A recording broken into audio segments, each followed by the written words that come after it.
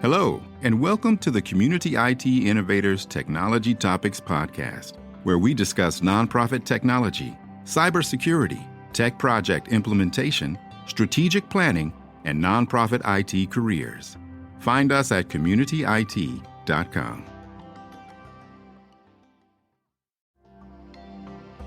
Thank you for joining this Community IT Podcast Part 2. You can find Part 1 in your podcast feed if you subscribe wherever you listen to podcasts.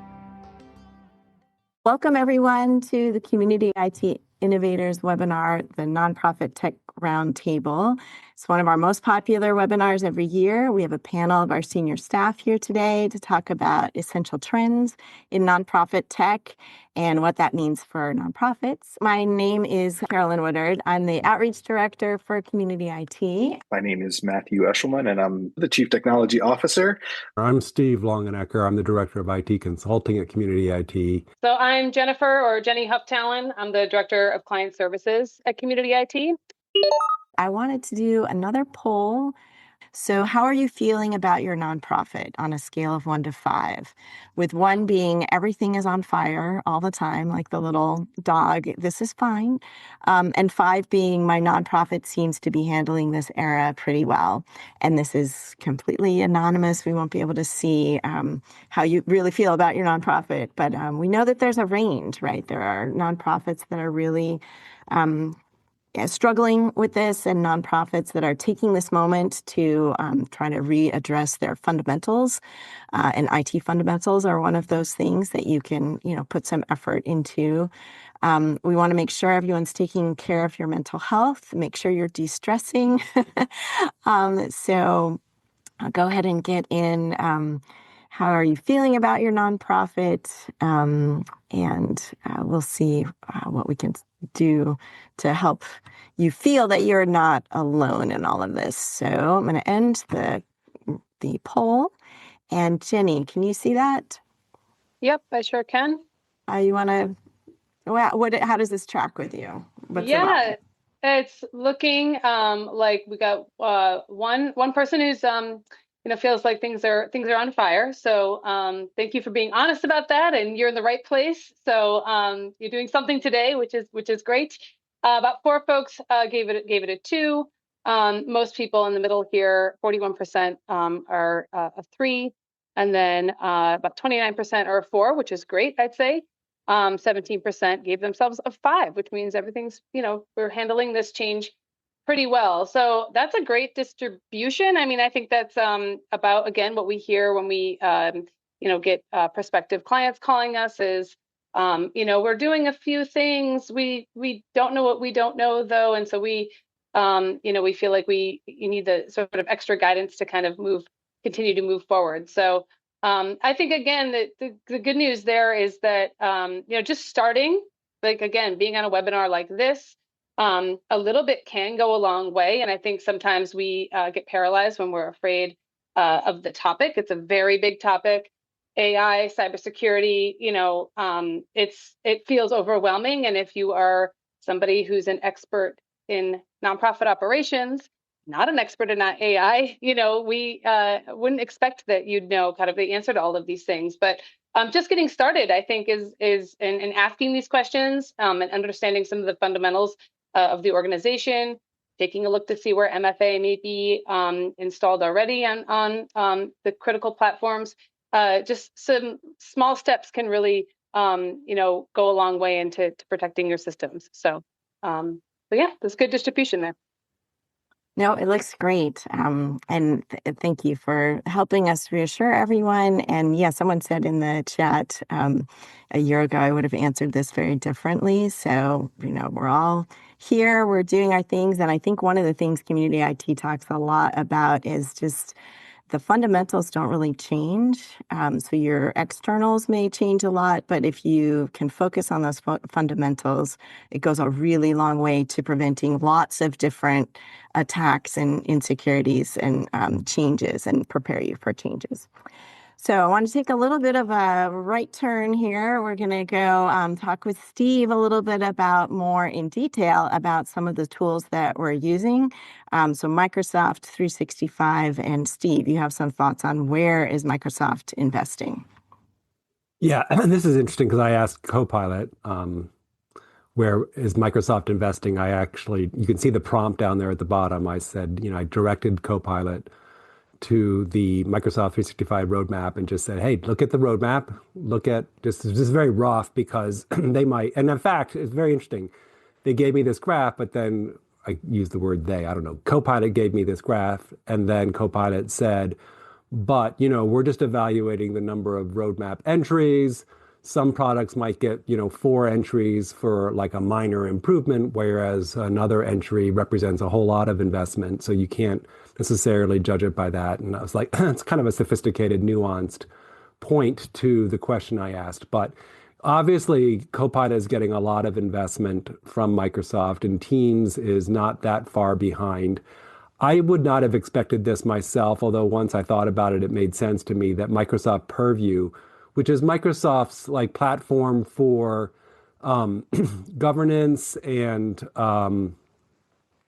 like data retention and data loss protection, and I mean it's a big thing, and maybe I'm mischaracterizing it exactly. Happy to have Matt chime in on that, but it's definitely an area, with AI being able to like find, data anywhere it is, that organizations are wanting more of, and Microsoft's responding to that. The next slide. One thing I wanted to flag a change about Microsoft 365 that I wanted to flag in this annual webinar on changes in the IT, world, and looking the year back and looking the year ahead, is it is notable that Microsoft is asking nonprofits to pay more for their services than they used to. It is still incredibly generous. I do think sometimes we can lose sight of that if we get grumpy about Microsoft taking away something from us that we've come to rely upon. The most important, I think, thing, especially for the smaller nonprofits, is that in July of last year, the Microsoft stopped providing the 10 free Microsoft 365 Business Premium licenses. Now that termination didn't happen on July 1st for all nonprofits. It started on July 1st, and basically sometime in the next 12 months, each individual organization's anniversary date for that subscription was going to occur, and when it occurred, Microsoft would not renew it. And at that point, the organization would have to buy the discounted Microsoft 365 Business Premium licenses, which are still, only $72, $36 a year, which is totally like close to free compared to what, enterprises or regular commercial businesses pay for them. So we're still seeing clients who are getting these notes, and we're doing our best to keep on top of it, because if you don't notice and the subscription doesn't renew, it is possible that, staff that have these licenses assigned to them will suddenly not have email services. If that happened, you would just like figure out, oh no, it's because these licenses expired. You'd go in and buy new ones at the discounted price, assign them back to the people that lost their licenses, and everything would sort of resume. I mean, as long as you did it within 30 days, no harm done, except for the fact that there would be a service interruption for the actual user. So we've been paying attention to that. You now have to pay. You can still pay monthly instead of annually. You should be expecting to have an annual commitment, but you don't have to pay annually. At the nonprofit discounts, we encourage our clients at this point to just pay annually. It actually causes less credit card, reconciliation requirements. You just do it once a year. But if you do pay monthly, now Microsoft charges you for that. I won't read everything else that's here, but yeah, it's a trend. It's getting a little bit more expensive to be a Microsoft customer as a nonprofit. I Next will slide, share Carol. the slides on the website. So if you're going to want to look at this later, don't worry, I will put them up there. But some roadmap. Yeah, and then as I was going through the roadmap, I didn't let Copilot do all the work. I was sort of rummaging through it, and it's something that I try to look at from time to time anyway. I do think it's really interesting and these links. I think Carolyn, you were going to chat them. So the identity work that's happening, you know, identity is getting more and more foundational, and yet at the end of the day, it's like one of those like what is it, like to stack of turtles, and it's turtles all the way down. Like at the end of the day, how do you prove who you are really in a cyber world, And so there are efforts being made to like perhaps interface with government entities as like the source of truth, or for corporations to have some sort of structure for themselves. But like it really is in some ways hard to prove who you are. Like if you lose your little key fob that Matt mentioned and you don't have it, like what do you do? Like how do you, if you're a small nonprofit, you go into the office or you call someone on the phone and you convince the person who issues the key fobs to send you a new one. But if you're a larger enterprise, it's a challenge. I won't mention the other things here, but click on the links if you want to. But in the interest of time, I guess the summation is that Microsoft is continuing to invest in their product. My summary of Google is that Google is as well, but they are really focused. In my opinion, this is more based on an intuitive feeling than me getting looking at the roadmap and getting data. But I really think Google is focused on AI and on Gemini, which is their AI product. It is a state-of-the-art model. If you are a Google customer, and you're already quote unquote paying for AI, and you want to use AI, you should probably at least start in Gemini because it's great. It's a great model, and you probably will get a lot of learning out of it, and build your community's AI skills in a fairly safe place, in the sense that Google will not be selling your data out when you're in the Google Workspace world. If you're using Gemini as a consumer with a personal account, all bets are off. But if you're using Gemini in Google Workspace, I think you can trust that that it's sort of got some guardrails on it. I would say otherwise, probably Google's investment in their Workspace platform has slowed down a little bit. There are still some interesting things worth highlighting here. They've been putting a lot of energy into increasing their native tools for migrating into Google, which makes sense if you want to have good business. One way is to help people find an easy way to get off of other platforms. They added a Dropbox to Google Drive. It's in beta right now, but they added that recently. So I would say, if you are paying for Dropbox and you're a Google customer, there's more tools now, tools that are free if you're a Google customer, to get your files out of Dropbox and into Google, and that's exciting. And perhaps you could save on a Dropbox bill every year, because Google has a lot of storage included in their Workspace platform. And then I wanted to highlight the fact that they spent one of the highlights of 2025 from my perspective, because I use the Microsoft, it's called Bookings, but it's just becoming more and more common, right? Where if you want to have a meeting with someone, they send you a link and you click on the link and then you can book time with them. And like the calendar is, you don't see much, but you see enough to find a free time on their calendar. So Google has updated that and changed that around. So if you're a Google Calendar user, and you don't know about this, you might want to use it depending on kind of like what you're doing all day. But if you're ever trying to find time with another person, this could be a great tool for you to use. There's other stuff there. The ransomware detail is not nothing, that's for sure. So I appreciate their addition to that. Thank you, Steve. As I said at the beginning, there's just so much. So it's very hard to find a few things to highlight, but I want to reassure everyone who's asking great questions. I have access to the chat and to the Q&A, so I will add that into the transcript if there were questions there that we either answered over on Reddit or weren't able to get to here, but we'll get an answer from our experts and put that up on the website as well with the transcript from this webinar. So look back for that. All right, so we have Q&A. There's a couple of questions that have come in, and I really like this one. We don't have a ton of time for Q&A, but Rich asked, what are some examples of how nonprofits use paid versions of Copilot and Gemini?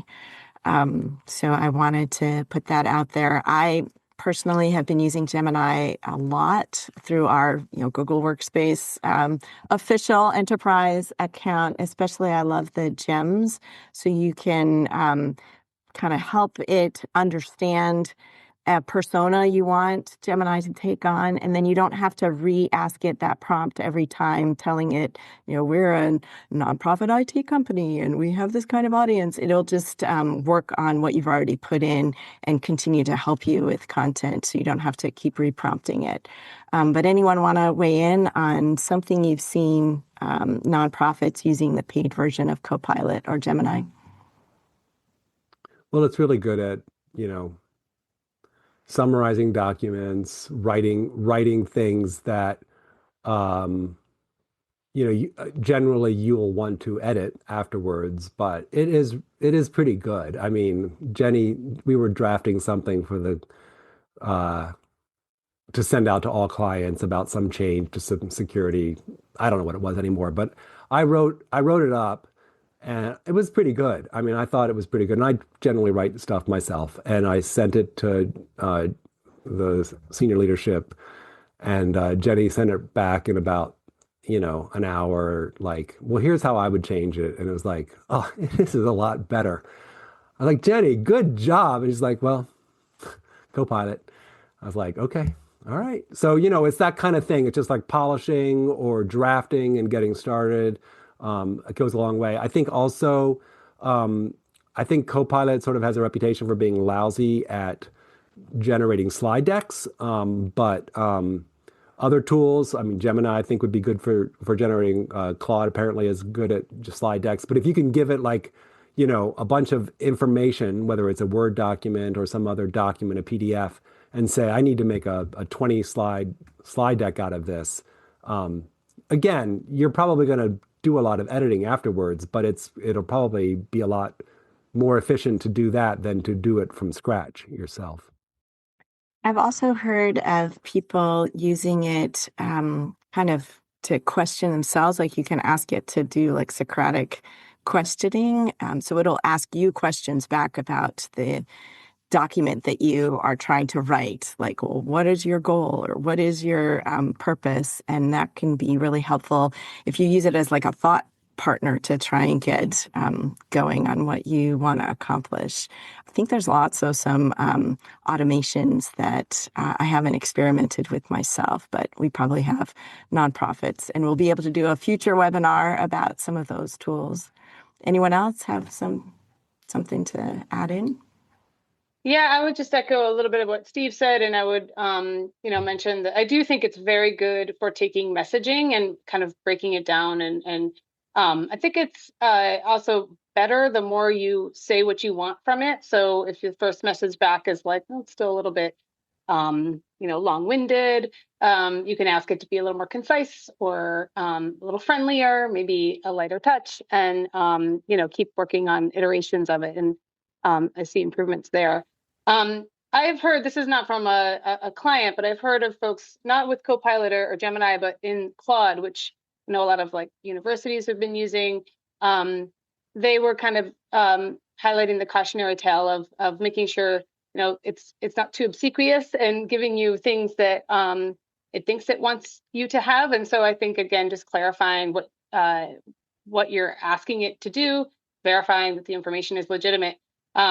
This friend of mine mentioned that they asked it to put together some references, and it returned 2 of the 4 references they sent along were kind of made up. And so when they asked, hey, is this real? It was like, oh, gosh, you're right. It's it's not. Thank you for saying that. So I think just, making sure, even these great ones, and I think we've got a lot of, really positive stories about the tools, but again, just making sure that a human is verifying the information before it goes out to any of your constituents is important. Yeah, and I'll jump in and say that we at Community IT, we started a midweek podcast, kind of a short segment on AI every week on Tuesday. So if you have more questions about AI at nonprofits and more resources, thank you. In the chat, people are sharing some resources. I'd love to get those, and we'll include them on that podcast. It's AI specifically for nonprofits, so use cases, questions, news about nonprofits using different tools. That's all going to be in there for about 10, 15 minutes on Tuesdays. So look for that. If you just subscribe to our podcast, you'll get it in your feed. All right. Well, let's see. I don't know if we have time for one more quick question. There was a question in here about SharePoint structures and avoiding oversharing. So I don't know, Steve, if you want to take that on. I feel like we touched on it a little bit earlier of how to organize your files, but maybe actually this is not fair to ask you because it's a whole hour-long webinar on how do I organize briefly, my files.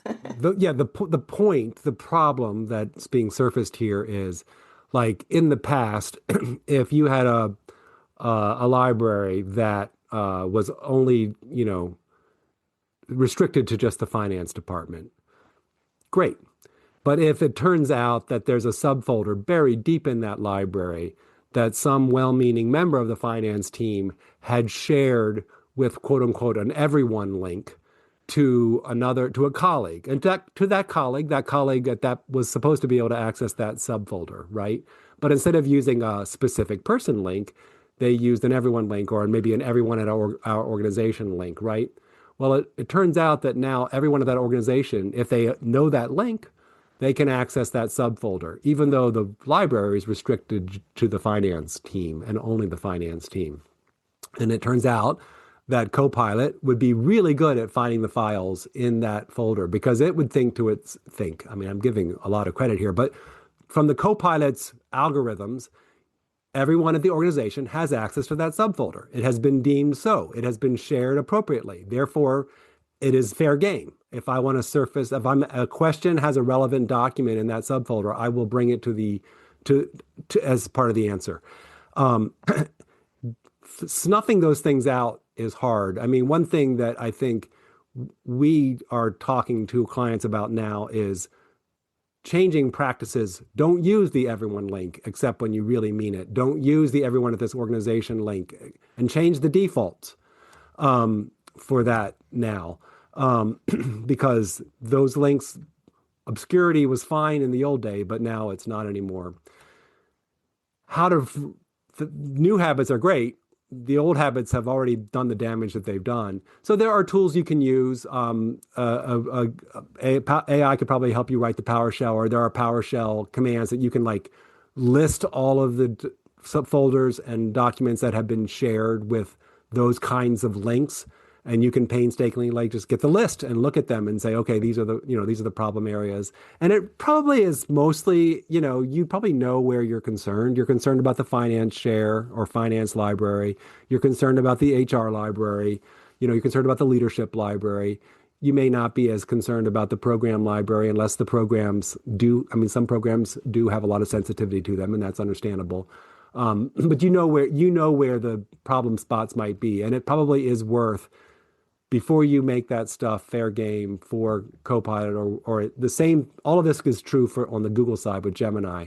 You do want to examine those situations, and there's probably no short way to do it. I don't know. I don't think we have time for one more question. I'm sorry. So we are going to go over on Reddit. It's Reddit r/nonprofit IT management after this. And we have a couple more questions we could answer over there. In the interest of time and to end on time, I'm going to go over our learning objectives. So I think we as I said, we just scraped the very top surface of these big buckets, but we thank you for coming along with us. And if any of these things are, interesting to you, please follow up with us. So we wanted to cover what you need to know about AI. As I said, we have a new podcast. We will be having some more webinars this spring about nonprofits and AI. It is what everyone is really interested in right now. So please join us again for that. We wanted to learn about new cybersecurity attacks and prevention. Thank you, Matt, for catching us up on that. And again, February 25th will be AI and cybersecurity, and April, our webinar will be all about the cybersecurity incident report. We wanted to learn about new Google Workspace and Office 365 updates. Thank you, Steve, for catching us up on that. There's so much happening. And even some things that are non-AI. So that's very interesting. And we'll be doing more webinars throughout the year on those tools as well. And then understand that other nonprofits are experiencing and worrying about a lot of the same things that you're worrying about. We're not alone. So thank you, Jenny, for joining us and helping us understand that. Thank you, everyone in our audience. Thanks for joining us on the chat and putting your questions in. As I said, Matt will be back next month for our next webinar on how to use AI tools safely. If you don't know the difference between using a public tool like ChatGPT or logging on to a more private enterprise tool at your organization, like Copilot or Gemini if you use Google Workspace, this webinar is really going to help clarify that for you. We touched on it today, but we'll go into more depth February 25th. We hear a lot about making sure not to share sensitive data outside of your organization. So we're going to talk about that. That's at 3 p.m. Eastern, noon Pacific on Wednesday, February 25th. I'm going to put that the link to register right in the chat right now. But it's on our website as well, communityit.com. Please don't forget, as you exit the webinar today, to take our short survey. One lucky winner chosen at random will receive a $25 gift certificate for helping us learn more about how we're doing. And join us on Reddit r/nonprofit IT management for more Q&A with our experts for about another half an hour. So thank you very much for joining us. Your time is a gift. We appreciate it, and I hope to see you back in a future webinar. Thank you, Jenny, Steve, and Matt for joining us and sharing what you know. Great. Thanks for facilitating, Carolyn. Thank you, everyone. Thank you for joining this Community IT Podcast Part 2. You can find Part 1 in your podcast feed if you subscribe wherever you listen to podcasts. Community IT does these free webinars and podcasts for our community, and we love sharing our knowledge and experience. If you have more questions or are having trouble with your IT at your nonprofit, please get in touch with us on our website, www.communityit.com, so we can start a conversation or schedule an assessment. Downloading any of our free resources there will get you signed up for our webinar reminders, and you can attend our next webinar in real time and ask our experts your own questions. If you love podcasts, please subscribe and leave us a rating to help others find this leadership resource for nonprofits.